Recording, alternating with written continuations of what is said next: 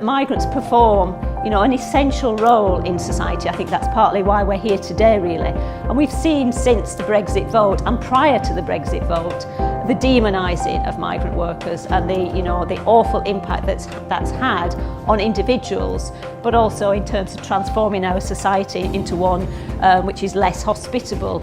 Racism is as old as colonialism and slavery. And racism changes its form all the time, but the function is generally to justify and legitimise some form of exploitation.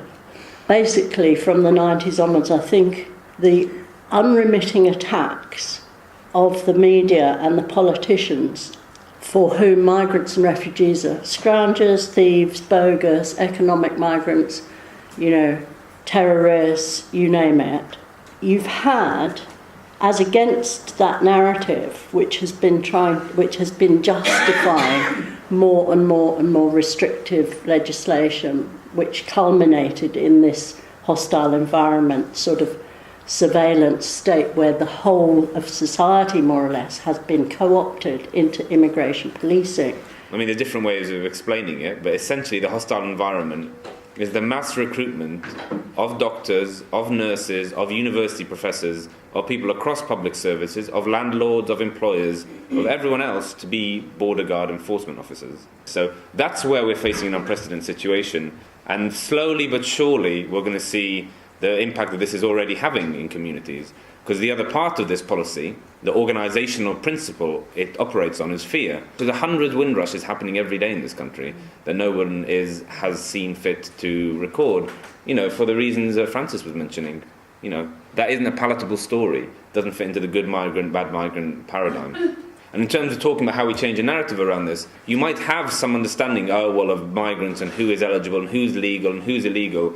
But when it comes down to it, and you find an elderly Bangladeshi gentleman who cannot access healthcare because he's being denied care because he's only been in the country, he's not been in the country for long enough, or he has been in the country for long enough but the documents can't prove it, or whatever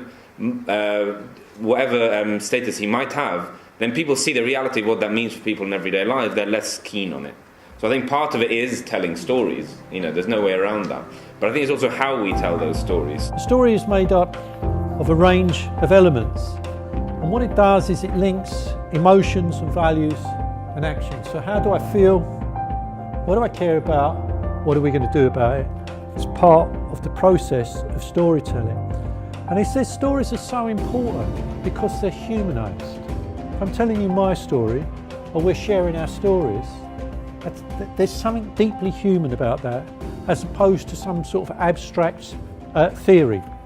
So the Voice of Domestic Work is a charity organisation in London which supports and protects migrant domestic workers in the UK. We just conducted a survey with 500 migrant domestic workers from this organisation. If you have a look at a figure here, so non-compliance of national minimum wage is prevailing in this sector. Many of them have been working from 12 hours to 24 hours a day, 6 or 7 days a week, and half of them were not offered enough food to eat, which means they're only allowed one meal a day, and also 69% of them were not offered individual bedroom or private space in their employer's house, which means they have to sleep on the floor in the living room or laundry room.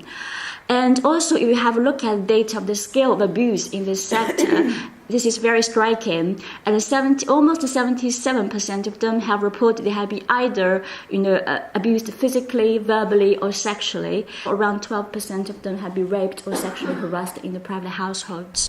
Filipino migrants were targeted by the UK to come to the UK to work in public service sector.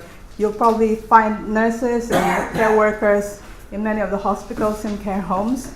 Kanlungan is an organization that has grown from 5 Filipinas to now 5 grassroots organizations. We have a women's group, we have a Filipino Domestic Workers Association, we have a campaign for human rights in the Philippines, a theater group, and the housing association. We're talking about housing earlier, but we have a housing association, and it's mainly run by Filipinos and some British colleagues. Our program of activities has always been decided through our collective decision making. We're not very big, but we have quite a lot of volunteers in our community. Then, of course, we look at how we can empower ourselves through kind of political education and skills training. And then we also find a way to share our difficult stories and abuse that we have experienced, but we also ensure that all these things are turned into action that can change our condition. We also do a lot of campaign, and one of the ones I want to highlight is a campaign against the 35K, which is required by the government before you can have residency in the UK. It's very discriminatory against low-paid people, but also women. So Karen, one of my colleagues, was been campaigning to have her residency here. She applied for her residency when she was on maternity leave. Of course, her pay was low, and the Home Office refused to give her residency. So we campaigned for her, and now she won that campaign, and now she's been given a residency. One thing I've learned is that you can start organising from a grassroots level with no money at all. So it's about self-organised groups. Our self-organised groups, they find they've got issues like terms and conditions at work, but you can organise. There's nothing stopping them organising, and to see them organise into bigger groups as well, that for me was amazing. Most of you probably know that the fascists at Cable Street were defeated by a huge mobilisation. One of the key points for me I discovered from this morning was it reminded us that lots of this goes back a long time in terms of fighting those battles, but also there are lessons to be learned from the past that we should always review and look to those campaigns and learn the lessons each time, and that helps with trying to understand the present. So one of the themes I would take back today, a theme which is of importance to me as a campaigner and a political education officer, is how we can connect with people and how we can persuade people and seek to redirect the legitimate anger that they feel because of socio-economic grievances that are legitimate, and try and redirect anger away from migrants, and how we do that in a tolerant way, which respects other people, which may have differences of opinions to the ones that we hold. So what's our plan to carry on from today? So that's the question we're going to look at over the next few minutes.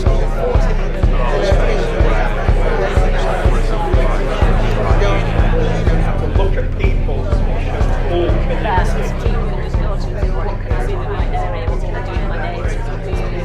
First of all, I am a refugee, and being a mental health practitioner, I work with Black and minority ethnic communities. What I am going to take back and what I know I'm going to use is the telling our story.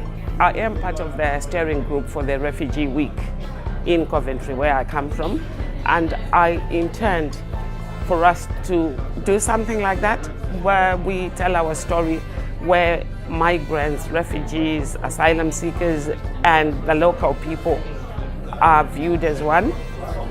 So it's something that I've learned, and I would really, really, really want to use that. I think it's great to have academics, trade unionists, NGO staff, and or other practitioners, migrant workers as well, to come together.